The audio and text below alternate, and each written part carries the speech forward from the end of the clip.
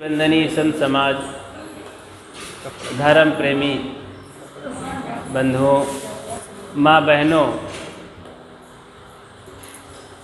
अभी संतों के द्वारा बहुत ही सुंदर विचार श्रवण किए। भजन, प्रार्थना और फिर जीवन के अनेक बिंदुओं पर जीवन सुधार की चर्चा श्रवण कर रहे थे। थोड़ी सी चर्चा और सुने, विचार करें।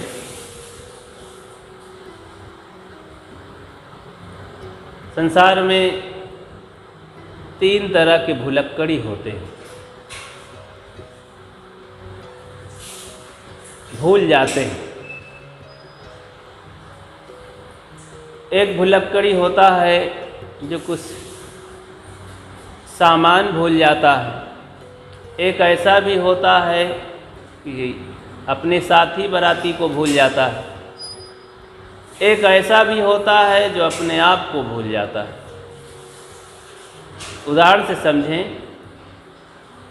कि एक बहन सुबह सुबह निकली बर्तन लेकर के दरवाजे पर मांजने के लिए। उधर से एक बहन और निकली अपने घर से। टाइम तो वही होता है सबका, बर्तन धोने, झाड़ू लगाने, चौका बर्तन करने का। उधर से निकली तो जब दोनों की आंखें चार हुई तो चुप कैसे रह सकती हैं वे। कहा जाता है 2 माताएं जब मिलती हैं तो कभी चुप नहीं बैठ सकती हैं। दुनिया में सबसे बड़ा आश्चर्य है कोई चुप रह जाए तो दोनों निकली तो आंखें जब चार हुई तो कहें, बहन जी हमारे पति तो इतना हैरान कर दिए हैं कि क्या कहें। बोले क्या बात है बहन जी, किसमें हैरानी, किस बात की हैरानी। कल हम उनको सब्जी के लिए बाजार भेजे कि जाओ कुछ लाओ सब्जी, तरोई, नेनुआ, आलू, बैगन जो भी मिले। तो गए, कुछ दूर जा कर के वापस आए और कहते हैं क्या लाना है मैडम जी। तब तक में टाइम ही समाप्त हो गया, अंधेला हो गया, बाजार ही ख़त्म हो गई। तो कल नमक रोटी खाना पड़ा। मेरे पति इतना भुलक्कड़ी है कि वे आलू, बैगन और सब्जी ही भूल जाते हैं। तो ये बड़ी समस्या है। ऐसा अनेक दिन वो करते रहते हैं, भूलते रहते हैं। बड़ी तकलीफ़ में दिन कटते हैं। कहना अरे बहन, दूसरी कहती अरे बहन मेरे पति की हालत सुनो तो देखो। वो कैसी बात। कहन मेरे पति भी ऐसे बड़े भुलक्कड़ी हैं। मैंने भी कल की ही बात है, भेजा कि जाओ बाजार से सब्जी लाओ, तो जा ही नहीं रहे थे, बड़े आलसी हैं। तो मैं सोचा कि मैं ही थैला लेकर चली जाऊं और कल तक के लिए सब्जी लाती हूँ। मैं थैला उठाई, पैसा लिया, बाजार चली गई। तो मेरे पति भी साइकिल उठाए, जब मैं लौट रही थी तो दंदनाते चले आ रहे थे। तो मैं उनको हाथ दिया, रोका कि रुक जाओ। तो खड़े तो हो गए लेकिन टकटकी लगाए देख रहे हैं। बड़ी देर में बोले कि बहन जी मैं तुम्हें कहीं देखा हूँ। तो मेरे पति इतना भुलक्कड़ी है कि थोड़ी देर में मुझे ही भूल जाते हैं, अपनी पत्नी को ही। इतने में तीसरी एक औरत आई, सिर में टोकरी लिए थी, कूड़ा भर रखी थी, जा रही थी फेंकने। उसने कहा बहनों क्या है आप लोग बात कर रही हो सुबह सुबह, कौन सी ऐसी बात है दुख परेशानी की। कहने अरे बहन यहाँ भुलक्कड़ियों की बात है, उनके द्वारा हम लोग परेशान हैं। कह रहे रे तुम लोग तो, तुम्हारे पति तो कम भुलक्कड़ी, मेरी बात सुनो तो और आश्चर्य। कहने वो कैसे। कहने हमारे घर में 10 कमरे हैं। मेरे पति सब में अपना सामान बिखेरे रहते हैं और बिखेर कर सामान भूल जाया करते हैं। तो मुझसे रोज़ पूछते हैं कितनी बार मैं बता चुकी हूँ कि तुम्हारा वहाँ सामान रखा है, वहाँ रखा है, वहाँ साइकिल है, वहाँ जूते हैं, वहाँ शर्ट रखी है, वहाँ और भी सामान है, आपका थैला बैग है, तो परेशान कर देते हैं। कल मैंने उनके लिए एक उपाय कर दिया, बोली कि एक कॉपी लाओ, रजिस्टर, कॉपी कलम दे दिया और बोली कि इसमें लिखो, एक नंबर के कमरे में ये सामान, दूसरे में ये सामान, सब में लिखवा दिया। और 10वें नंबर कमरे में हम लेटते हैं पलंग पर, तो उसमें लिखाया कि लिखो इसमें 10वें नंबर में मैं लेटा हूँ, आराम कर रहा हूँ, ऐसा लिख लो। तो लिख तो सब लिए, लेकिन जैसे सुबह उठे तो प्रयोग करने के लिए उसने पन्ना पलटा और देखा कि 1 नंबर कमरे में मेरा जूता रखा हुआ है, तो दन्न से जाकर पहन लिए, मुझसे पूछना नहीं पड़ा। तो मुझे थोड़ा राहत मिली कि मेरे पति अब मुझे परेशान नहीं करेंगे, खोज लिया करेंगे अपना सामान। लेकिन वो खोजते खोजते 9 कमरे का तो सामान सब पता लगा लिए, 10वें नंबर में जब पहुँचे तो उसमें लिखा था कि मैं लेटा हूँ, तो पा ही नहीं रहे थे। वो बिस्तर पलट दिए, पलंग के नीचे देखे मैं कहाँ लेटा हूँ, कमरे के कोने में देखे झांके, और भी दीवान खोल डाले, ऊपर नीचे सब देखे, कहाँ मैं लेटा हूँ, पसीना पसीना हो गए खोजते खोजते। मैं रसोई में थी, पहुँचे वहाँ रजिस्टर ले करके, अरे सुनो तो जी 10वें नंबर का कमरा, वो सामान कहाँ गया, मैं कहाँ लेटा हूँ। सोचा कि ये फिर पागल हो गए, भूल गए। बोली कि चलो आराम कर लो, पसीना सूख जाए थोड़ा तो आती हूँ। तो लेटे थे, सोच रहे थे, मैं गई, बोली कि पन्ना पलटो, रजिस्टर खोलो, खोले, अब पढ़ो। तो पढ़े कि अरे मैं पलंग पर लेटा हूँ। जैसे ऐसे पढ़े तो ख्याल आ गया कि अरे मैं लेटा तो हूँ, मिल गया मिल गया मिल गया। तो अरे बहनों, सब तुम लोगों के पति तो सामान ही भूल जाते हैं, मेरे पति तो अपने आप को भूल जाते हैं। तो माता जी ने अभी प्रश्न किया कि अपने आप को कैसे जाने, तो मैंने भुलक्कड़ियों की बात बताई। संसार में ऐसे भुलक्कड़ी कि अपने आप को ही भूल जाते हैं। मृगा अपने कस्तूरी को भूल करके जंगल जंगल भटकता रहा। सिंह अपने आप को भूल गया तो सियार समझ लिया था। भेड़ के बीच में एक सिंह का बच्चा पला और धीरे धीरे वो बड़ा हो गया। गड़ेरिया उसे दूध पिला पिला करके और बड़ा कर दिया। अब वो भेड़ से दूना हो गया, ऊंचा मोटा तगड़ा बलवान, फिर भी भेड़ की चाल चलता, भेड़ की तरह बोलता। तो उसे कैसे पता चला कि मैं सिंह हूँ? जब जंगल से एक सिंह देखा, आकर के उसे दबोचा, उसकी गर्दन पकड़ा, तो सारी भेड़ भग गई, गड़रिया भी भग गया। तो सिंह कहता है भेड़ के साथ रहने वाला कि मुझे छोड़ दो, मैं भेड़ हूँ। असली सिंह कहता है नहीं, तुम सिंह हो, तुम कैसे भूल गए हो अपने आप को? नहीं नहीं, मुझे छोड़ो, मैं भेड़ हूँ। तब सिंह घसीट के ले जाता है पानी में, उसका चेहरा दिखाता है कि देखो तुम्हारा और हमारा एक ही शकल है ना। उसे बड़ा विश्वास हुआ। तब और पूरा करने के लिए, पूरा ज्ञान कराने के लिए जंगल का शेर जोर से दहाड़ता है।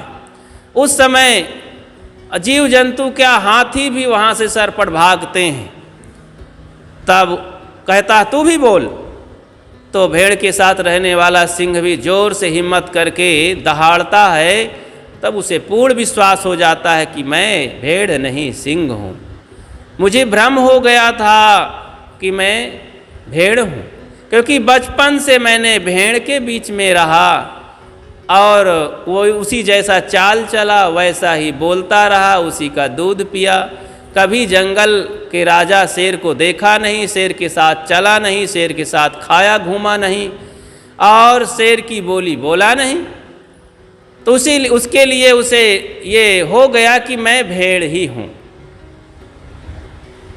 ऐसे ही और एक उदाहरण देता हूँ। एक यादव जी थे, तो नदी के किनारे उनका खेत खलिहान था, तुअर का खेत था और भी लगा हुआ था, बोया हुआ था किसानी में।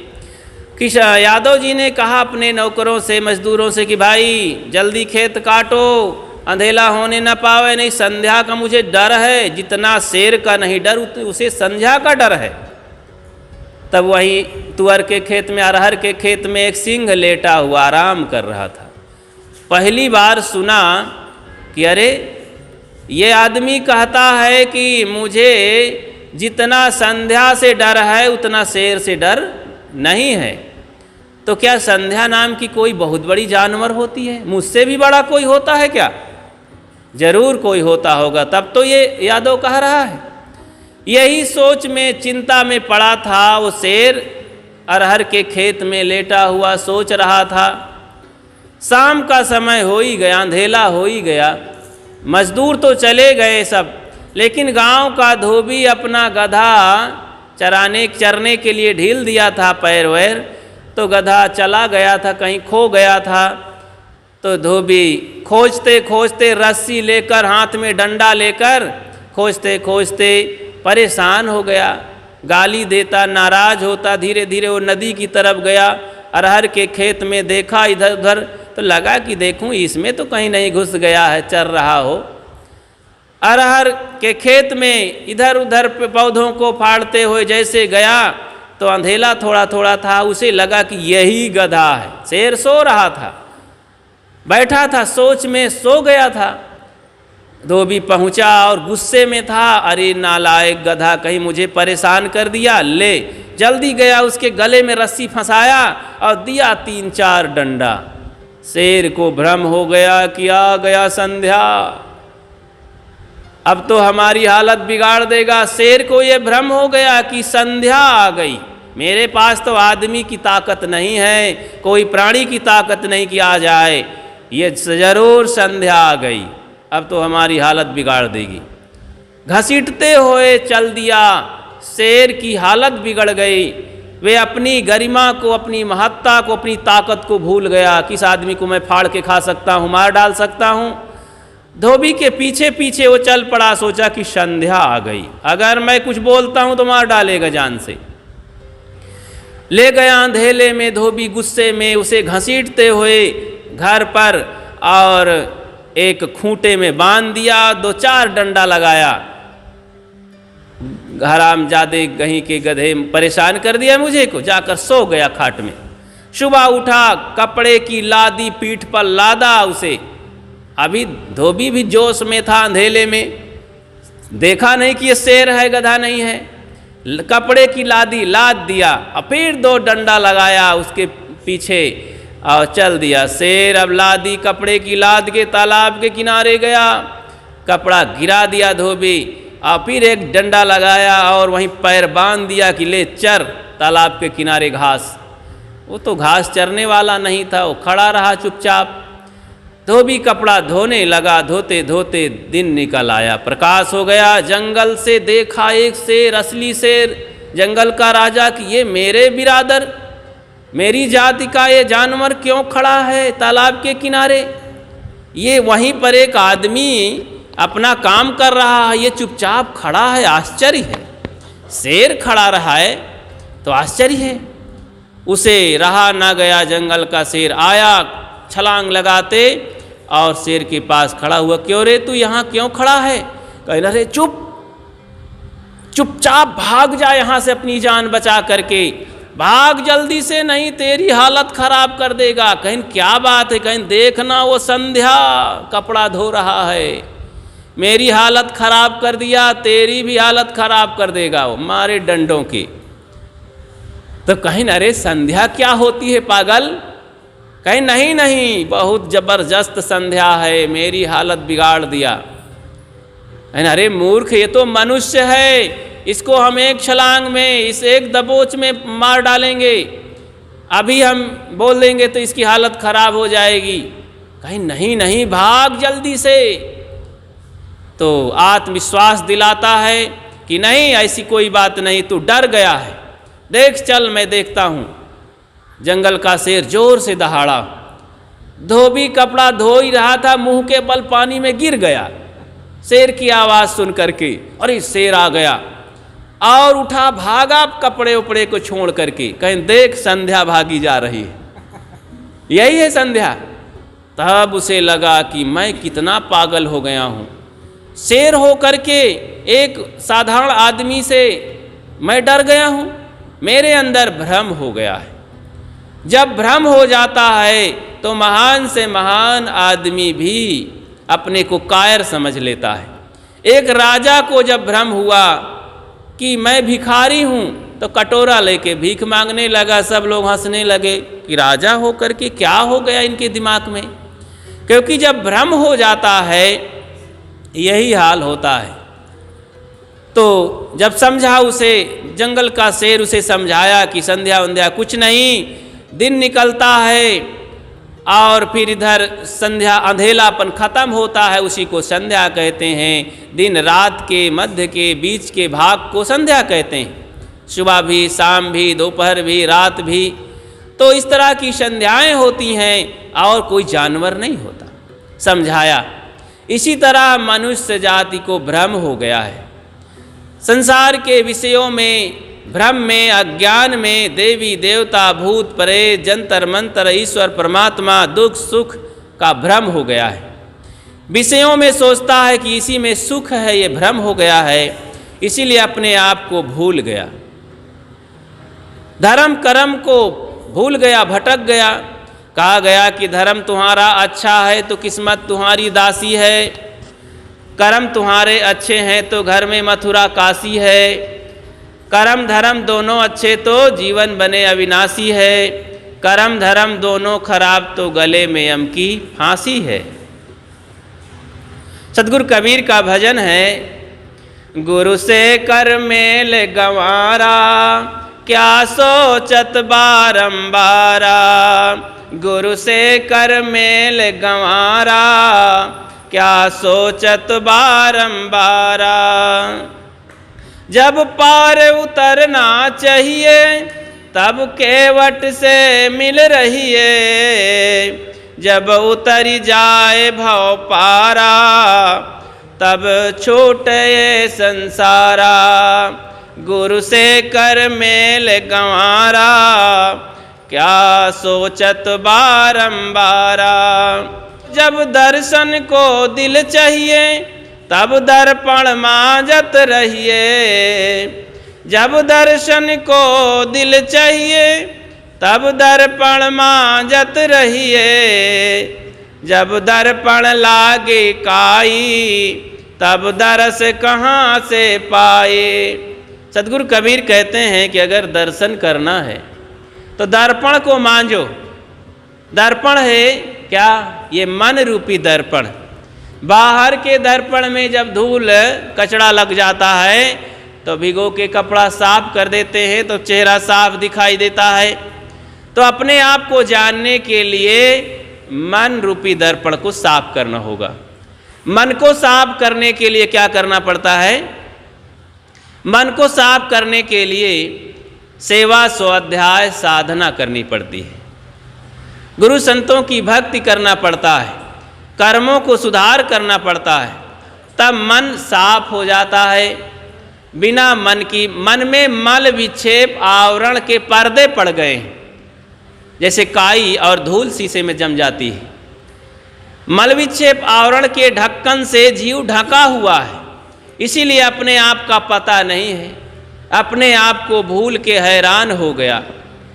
स्वयं जीव ये अपने आप को भूल गया है, इसे भ्रम हो गया है। सुख कहीं बाहर है, सुख कहीं विषयों में है, चीज़ों में है। अगर सुख होता तो मिल ना जाता। तो सत्संग के माध्यम से ये जो सत्संग लगा हुआ है, बिन सत्संग विवेक न होई, मुद मंगलमय संत समाजो, जो जग जंगम तीरथ राजू। सत्संग के माध्यम से जो कुछ जानो सत्संग प्रभाव, लोकहु वेद न आन उपाऊ। जो कुछ मिला है, ज्ञानी पुरुष कहते हैं हमें जो कुछ मिला है सत्संग के प्रताप से मिला है। तो सत्संग एक ऐसी चीज है कि वहाँ अपने आप का ज्ञान होता है, वहाँ जीवन के फार्मूले बताए जाते हैं, वहाँ आँख खोली जाती है। ये संत महात्मा सर्जन है, और ये सत्संग हॉस्पिटल है। इसमें जो आते हैं उनकी आँखों में मोतिया बिंद होता है। गोस्वामी जी कहते हैं, हाय पासे भासे नहीं, नालत ऐसे जिंद, तुलसी ऐसे नलिन को भयो मोतिया बिंद। पास में परमात्मा है लेकिन दिखाई नहीं देता है। क्यों नहीं दिखाई देता? मोतिया बिंद हो गया है। जैसे आँखों में मोतिया बिंद होता है तो पास की चीज़ ही पड़ी रहती है, लोग बैठे रहते हैं, दिखता नहीं है। तो क्या होता है, हम जाते हैं नेत्र चिकित्सालय में तो वहाँ आँख खोलने वाले सर्जन डॉक्टर होते हैं, लेंस लगाते हैं, आँख पर्दा हटा देते हैं, मोतिया बिंद हटा देते हैं, तो कहते हैं हाँ डॉक्टर साहब अब ठीक हो गया, अब दिखाई देने लगा, अब बहुत अच्छा हो गया। तो उनका बड़ा उपकार मानते हैं, पुनः संसार को हम देखते हैं, आराम से जिंदगी जीते हैं। इसी तरह वैचारिक क्षेत्र में, आध्यात्म धर्म के क्षेत्र में हम बहुत भटक गए। हमारे ज्ञान चक्षु सब अंधेले में हैं, उसमें पर्दे पड़ गए हैं।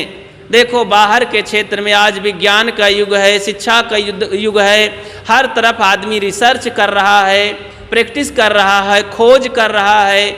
आज आदमी धरती से आकाश तक नाप रहा है, पाताल तक नाप लिया है। कितना बढ़ गया है विज्ञान चरम सीमा पर। विज्ञान भी सब तरह से खोज रहा है, बता दिया है कि ये सब भूत प्रेत कुछ नहीं, जादू मंत्र कुछ नहीं, टोना टोटका, ये छठी चौरा, एकादशी व्रत सब बकवास की बात है, टाइम बर्बाद होता है इसमें। और ये सच्चा विचार नहीं है, ये केवल चटुआ होता है, एक खिलौना है। जैसे छोटे छोटे बच्चे होते हैं, मिट्टी की अथवा कपड़े की गुड़िया बना लेते हैं, प्लास्टिक की गुड़िया बना के खिलाते हैं, हमार भैया करते रहते हैं। वो कोनो असली भैया थोड़े हो। जब गोस्वामी जी के तुलसी प्रतिमा पूजियो, जो गुड़िया का खेल, सांच पति से भेंट भय दिया पिटारा मेल।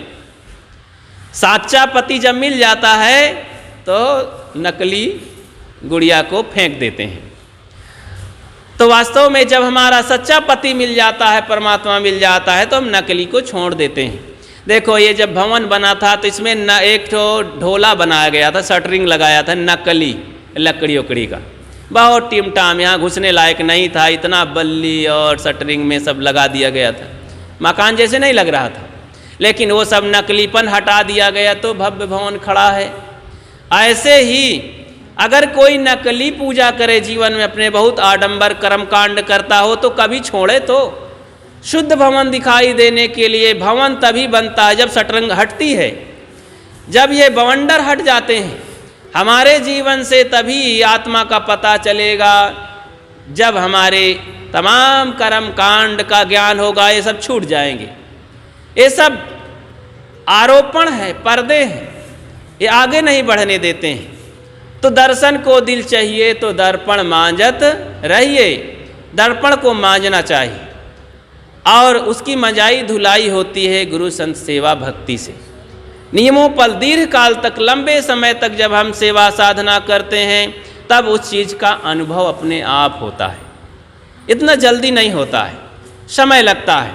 देखो अपने घर में आप बुनाई, कढ़ाई, सिलाई सीखती हैं, तो अपने बच्चों को, बेटियों को, बहुओं को केवल बता दीजिए कि अरे ऐसे ऐसे सिलिए, तो क्या बन जाएगा? क्या कई दिन तक आप उसे काज सिखाते हैं, बटन सिखाते हैं, धीरे धीरे तुरपाई सिखाते हैं, तब वो कहीं कटिंग बटिंग मशीन चलाना जानती है। महीनों में कहीं अभ्यास हो पाता है। हर काम के लिए कितना मेहनत है। खाट में लेटती हैं, बुढ़ा गए हैं खाट में लेटते लेटते, खाट बनाना आता है क्या? जब उसमें अभ्यास करेंगे, आपको कोई सिखाएगा, तब आप खाट बिनना सीख पाएंगे। तमाम उपयोग करते हैं लेकिन नहीं आता है, क्योंकि उसका हमने अभ्यास नहीं किया। इसी मानव शरीर में हम जी रहे हैं, लेकिन इस जीवन की हालत को हमने नहीं जाना, क्योंकि संयम, साधना, स्वाध्याय, मेहनत नहीं किया। खेती में जब मेहनत करते हैं 4 महीना में, तब बड़ी मेहनत से गल्ला पैदा होता है, और उसमें भी बनाने खाने तक में बड़ी मेहनत पड़ती है, तब पेट में जाता है, तब तृप्त होते हैं कि हाँ भूख मिट गई। ऐसे ही साधना करके, सत्संग करके, गुरु संतों की सेवा करके, चिंतन मनन करके जो गलत चीज़ है त्यागने में डरे नहीं, क्योंकि बड़ा डर लगता है कि अरे इतनी पुरानी चीज़ें ग्रंथों में लिखी हैं, महान ग्रंथों में लिखी है, महान पुरुषों ने कहा, इसको कैसे छोड़ दें, इतनी पुरानी चीज़ें कैसे छोड़ दें। जैसे वैज्ञानिक युग आया तो पुरानी चीज़ें सब छूट गई कि नहीं। एक पेड़ में कुछ पत्ते झड़ रहे थे, पेड़ रोने लगा कि अरे मैं तो नंगा हो रहा हूँ, मेरी पत्तियाँ सब झड़ रही हैं, हाय हाय। तो दूसरा पेड़ एक हरा भरा हो गया था, उसने कहा बेवकूफ़ हो गया है क्या तू, अरे जब ये पुरानी पत्तियाँ पीली पीली झड़ जाएंगी तभी तो नई नई कोपल पत्तियाँ आएंगी, कलियाँ नहीं आएंगी। इसी तरह हमारे जीवन में जो तमाम अंधविश्वास मान्यताएं हैं, रूढ़ियाँ हैं, ये छूट जाएंगी तो नए नए जीवन में ज्ञान प्रदीप्त होंगे, निर्भ्रांत ज्ञान होगा, सही ज्ञान होगा, आत्मज्ञान होगा, आत्मदर्शन होगा। तो आत्मदर्शन के लिए जो गलत मान्यताएं हैं, मन में भ्रम हैं, मन के जो कचड़े हैं, उसको धोना होगा। गुरु ज्ञान मार्ग से चल करके हम विवेक मार्ग से, विवेक देखो नीचे से ऊपर तक धार्मिक जगत में, अध्यात्म क्षेत्र में बिना विचारे लोग धर्म कर्म की बातें तो बताते हैं, लेकिन सब गलत मार्ग में ले जाते हैं, पहुंच जाते हैं। बड़े इनको ना समझिए कि बड़े गुरु बाबा हैं इसलिए सही बात बता रहे हैं। जब वो भ्रमित हैं, अगर वो भ्रमित हैं तो निश्चित है भ्रम की बात बताएंगे, सही बात उनको खुद नहीं पता है कि बिना विचारे जो करे सो पाछे पछताए, काम बिगाड़े आपने जग में होए हंसाए। एक राजा था, राजा के पास नौकर धोबी था। एक दिन उनका गधा मर गया, गधा का नाम था सोडरमल। क्या नाम था गधा का? सोडरमल। लोग रख देते हैं अपने कुत्ते को, कोई मोती रख देता है, कोई झब्बू रख देता है, कोई कुछ रख देता है, तो अपने गधे का नाम रखा था धोबी प्यार से सोडरमल। एक दिन सोडरमल मर गया। दोनों प्राणी, धोबी और उनकी पत्नी, रोने लगे कि हमारा सोडरमल मर गया, इसी के सहारे कमाते थे, अब क्या होगा। काम में नहीं गए राजा के यहाँ ड्यूटी में, साफ सफाई में। धोबी को डर लगा और अपनी पत्नी को कहा कि अरे तू ही चली जा, रानी से हाथ जोड़कर माफ़ी मांग लेना, मैं जाऊंगा तो मुझे कोड़े से मारेंगे। धोबी चली गई, धोबी की पत्नी, और रानी साहिबा से हाथ जोड़कर कही कि मेरे घर में बड़ी विपत्ति है, रोने लगी, बताई नहीं कि मेरा गधा मर गया, रोती ही रही, पैर पकड़ लिया। रानी साहिबा सोची कि हमारी एक गरीब प्रजा है, इसके ऊपर कोई दुख संकट आ गया, अब इसके संकट में, दुख में ये रात दिन हमारे घर में सफाई करती है, हमारे कपड़े को धोती है, मालिश करती है, तो इसको थोड़ा इसके दुख में हमको भी शामिल होना चाहिए, हमदर्दी की। रानी रोने लगी क्योंकि धोबीन रो रही थी, उसके दुख में दुख मना करके रोने लगी। थोड़ी देर में राजा साहब आ गए कि हमें ड्यूटी जाना है, अपने दरबार में, सभा में बैठना है, तो चलें रानी साहिबा से। अच्छे लोग अपनी पत्नियों से या पति से मिल लिया करते हैं।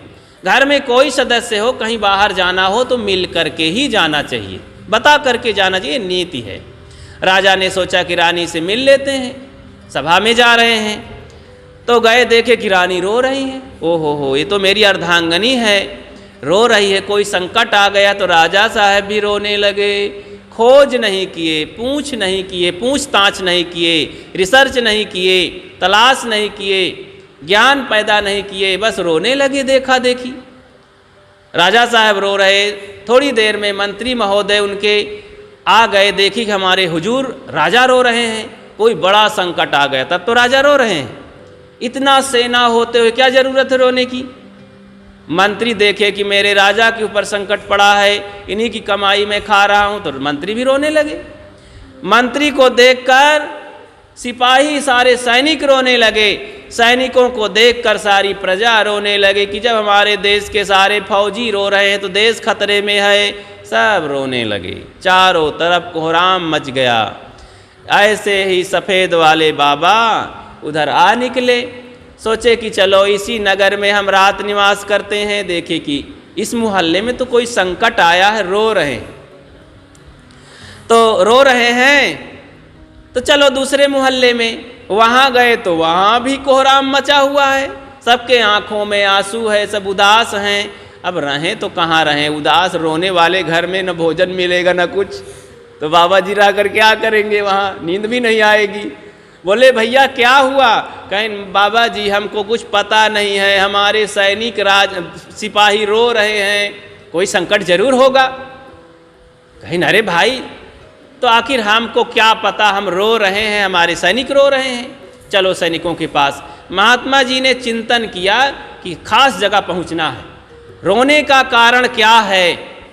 गए सिपाहियों के पास, सिपाहियों ने कहा महात्मा जी हम तो ये सोचे नहीं, हमारे मंत्री साहब रो रहे हैं, बड़े अधिकारी, तो उनके ऊपर कोई संकट होगा इसलिए हम भी रो रहे हैं। तो मंत्री के पास महात्मा पहुँचे, उन्होंने कहा अब मुझे खोज करके ही जड़ की पता लगाना है, ये कहाँ से, कारण क्या है, कारण बताओ। नोटिस जारी कर दिया सभा में। गए मंत्री के पास, मंत्री ने कहा कि महात्मा जी मैं ये तो सोचा नहीं भाई, मेरे हुजूर रो रहे हैं जो देश के मालिक हैं, तो हम भी रो रहे हैं, कोई संकट होगा। कहें भाई अब पता तो फिर उन्हीं से चलेगा, चलो राजा के पास। राजा के पास गए, राजन आपके पास सैनिक है, सब प्रकार का धन दौलत है, कौन सा संकट आ गया, समस्या आ गई, आप उस समस्या का समाधान सैनिकों से, फौजियों से, धन से कर लेना चाहिए, अनेक इंजीनियर हैं, आप रो क्यों रहे? रोने के कारण? कहें देखो महात्मा जी, पत्नी सबसे प्यारी होती, घर में अर्धांगिनी है, बड़ी मेहनत करके शादी ब्याह करके लाए हैं, उनके लिए भव्य महल बना है, सारा साधन उन्हीं के लिए तो हम जी रहे हैं, तो इसीलिए उनके ऊपर कोई संकट आया है, रो रही थी, हम भी रो रहे हैं उनके दुख में। इसका मतलब अब चले रानी के पास। तो गए महाराज जी, सोचे अब हमको पता लगा के ही रुकना है।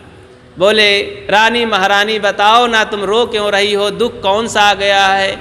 कहें महाराज जी कोई बड़ी बात ये है कि देखो हमारे लिए हमारी प्रजा ही सब कुछ है, गरीब के सामने हम उसका दुख हरण नहीं करेंगे तो हमको राजा बनने से क्या फ़ायदा। मेरी एक धुबैन है, वो गरीब है, हमारी सेवा करती है, उसके ऊपर कोई संकट था तो रो रही थी, तो हम भी रोने लगे। कहें चलो इसका कारण अभी पता नहीं चला, चलो धुबैन के पास। धुबैन के पास गए, क्यों रे भाई धुबैन तू क्यों रो रही है?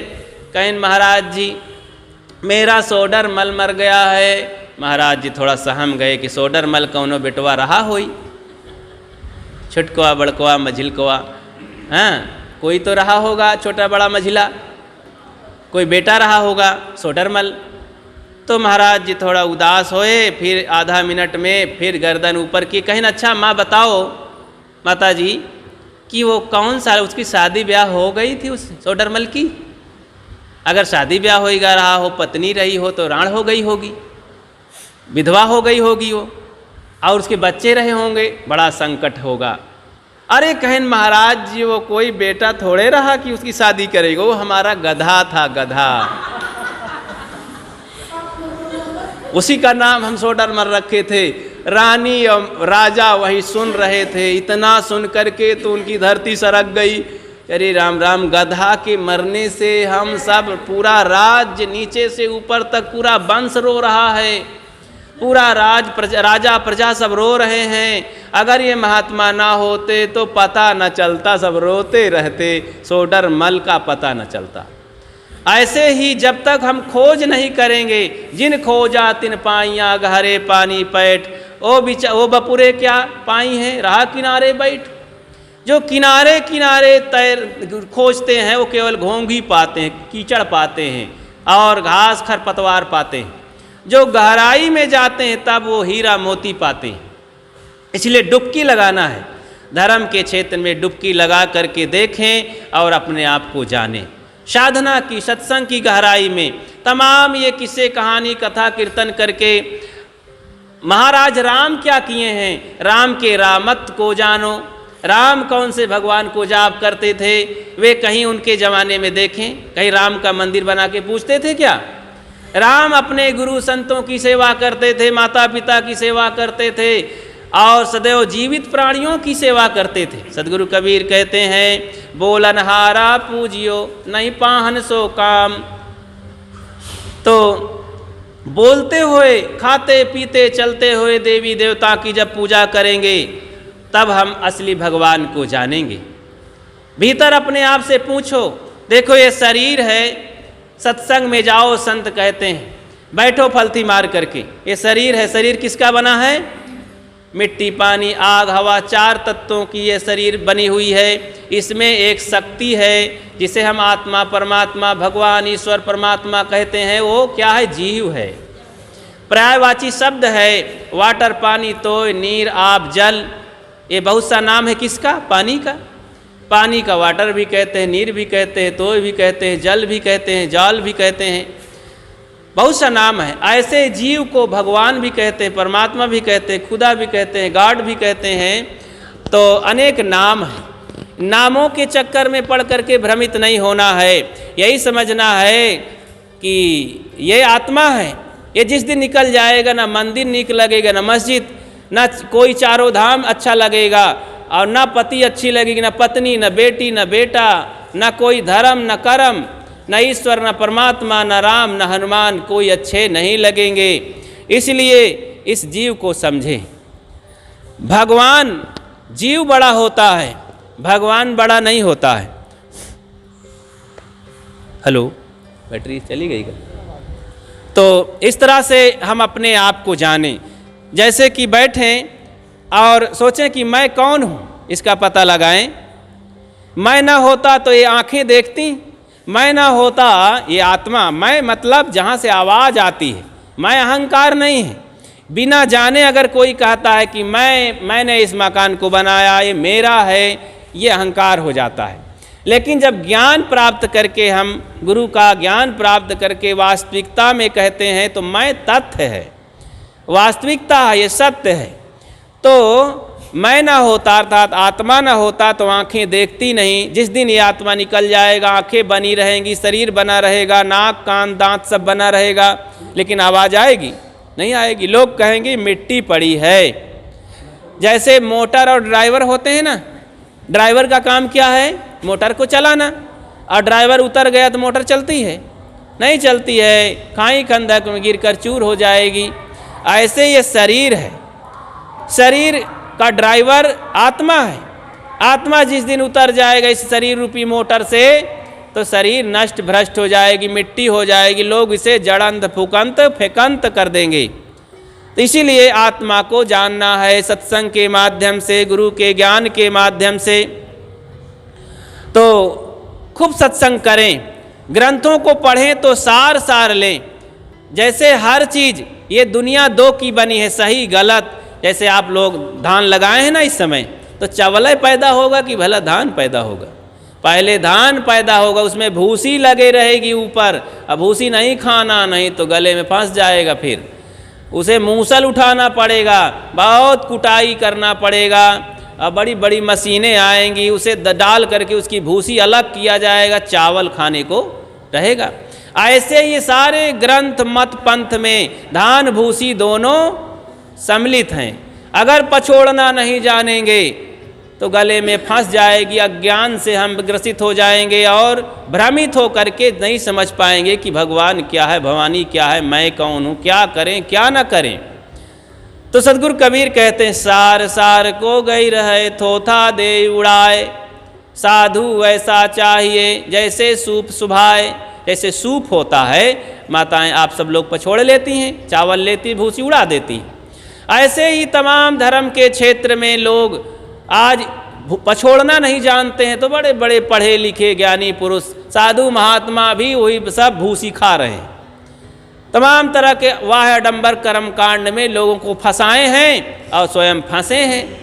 न स्वयं उस सत्यता को जानते हैं, न स्वयं शांति पाते हैं, न शांति का रास्ता दूसरे को बताते हैं। कर्म कांड में उलझा करके लोग उसी में फंसे रह जाते हैं। एक दिन पछताते पछताते शिकायत करते करते शरीर छूट जाता है। इसलिए हम अपने आप को जानें, सत्संग करके, सेवा करके, अध्ययन करके, चिंतन करके, मनन करके, विवेक करके। बिना विवेक भटकत फिरे पकड़ शब्द की छाह। विवेक एक माध्यम है, एक आँख है, भीतर की आँखें खुल जाती हैं जब हम संतों के सत्संग करते हैं, दीर्घ काल तक लंबे समय तक विचार करते हैं। और निष्पक्ष होते हैं। हठ ना करें कि पुराने बातें सही हैं, सब पुराने में भी सब सही गलत मिक्सचर है। अब की जो बातें हैं, कोई आधुनिक ढंग से कहता है कि भगवान कुछ नहीं, वो भी सब गड़बड़ है, उनका भी दिमाग में लकवा मार गया है। पुरानी सारी बातें सही नहीं, अब की भौतिक बातें भी सही नहीं, दोनों में हमको सार लेना है, सही चीज़ लेना है और लेकर के अपना सही मार्ग पकड़ना है। बोलिए सद्गुरु देव की जय।